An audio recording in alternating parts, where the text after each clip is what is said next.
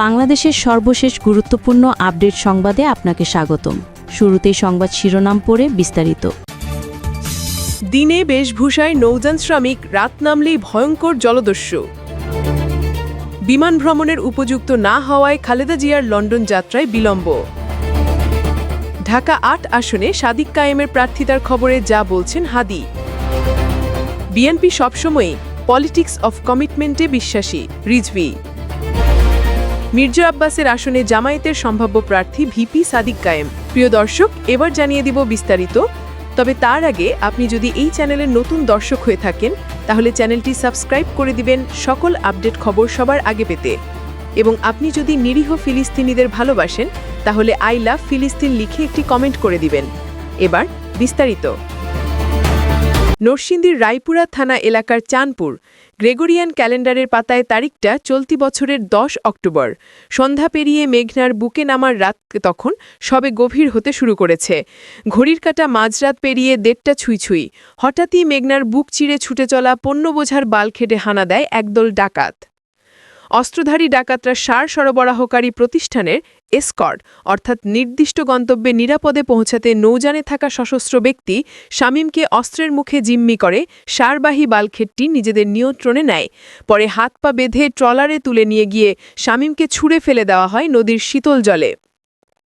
ডাকাত দলের কবলে পড়া নৌযানটির নাবিকসহ অন্যান্য কর্মীর জন্য সেই রাত প্রতিনিয়ত নদীর বুকে ছুটে চলা অন্যান্য রাতের তুলনায় হয়ে ওঠে আরও বেশি নিকষ আধারের। দ্রুতগামী ট্রলারে চেপে হঠাৎই সেদিন রাতে বিদ্যুৎ গতিতে যেন ছুটে এসেছিল মৃত্যুদূতেরা। বালখেটটিতে ছিল ৬,৩৪০ বস্তা সার। যদিও পরে অভিযান চালিয়ে লুট করা সেই সার উদ্ধার করে নৌপুলিশ। শুধু সার বোঝায় ওই বালখেটই নয়, একইভাবে মাঝে মধ্যেই নৌপথে পণ্যবাহী নৌযানে হানা দিচ্ছে জলদস্যুরা। একসময় সমুদ্রকেন্দ্রিক জাহাজে কিংবা ভরা নদীতে জলদস্যুদের আক্রমণের তথ্য মিললেও এখন অনেকটা ডাঙার কাছে নদ নদীতে, এমনকি তীরবর্তী কোলাহলপূর্ণ জনপদের পাশ দিয়ে বয়ে যাওয়া নদীতেও পণ্যবাহী নৌযানে হানা দিচ্ছে হরহামেশাই জলদস্যুরা। রাজধানীর বসুন্ধরার এবার কেয়ার হাসপাতালে চিকিৎসাধীন বিএনপি চেয়ারপারসন ও সাবেক প্রধানমন্ত্রী খালেদা জিয়ার শারীরিক অবস্থার কিছুটা উন্নতি হলেও বিমান ভ্রমণের উপযুক্ত না হওয়ায় খালেদা জিয়ার লন্ডন যাত্রায় বিলম্ব। তাই উন্নত চিকিৎসার জন্য তাকে লন্ডনে নেওয়া হচ্ছে না। মেডিকেল বোর্ডের সিদ্ধান্ত নিলেই তাকে লন্ডনে নেওয়া হবে। মেডিকেল বোর্ডের সর্বশেষ এ পর্যালোচনার কথা গতকাল শনিবার জানিয়েছেন খালেদা জিয়ার ব্যক্তিগত চিকিৎসক ও বিএনপি স্থায়ী কমিটির সদস্য অধ্যাপক ড.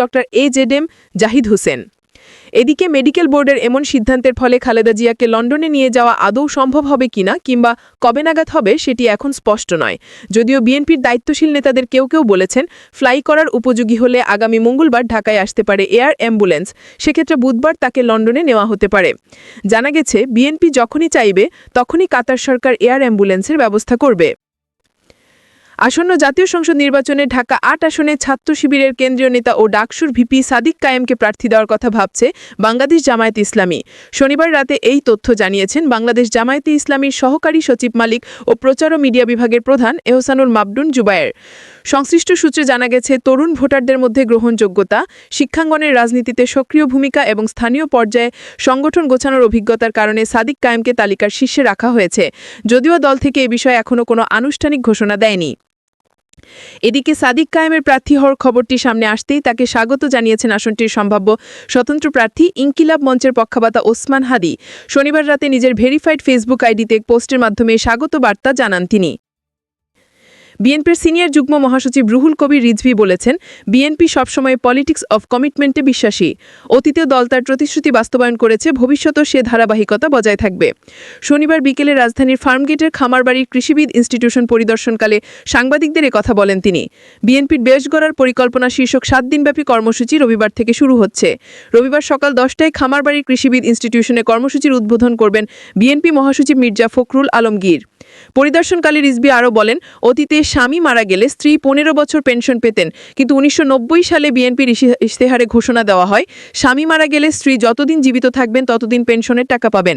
1991 সালে বিএনপি ক্ষমতায় আসার পর তৎকালীন প্রধানমন্ত্রী বেগম খালেদা জিয়া সেই প্রতিশ্রুতি বাস্তবায়ন করেছিলেন। তিনি বলেন, এটা বিএনপির দীর্ঘদিনের পলিসি। আগামীতে বিএনপি আবারও ক্ষমতায় গেলে রাষ্ট্র পরিচালনার দায়িত্ব পেলে এই নীতি বাস্তবায়ন করবে। আসন্ন জাতীয় সংসদ নির্বাচনে ঢাকা ৮ আসনে দলের স্থায়ী কমিটির সদস্য মির্জা আব্বাসকে প্রার্থী হিসেবে ঘোষণা করেছে বিএনপি।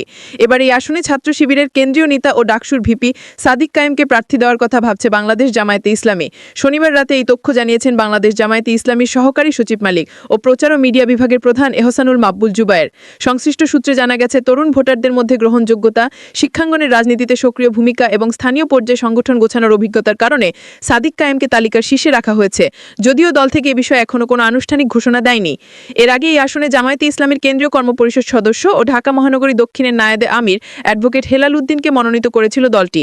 মনোনীত হওয়ার পর থেকে তিনি আসনটিতে প্রচার প্রচারণা চালিয়ে যাচ্ছেন।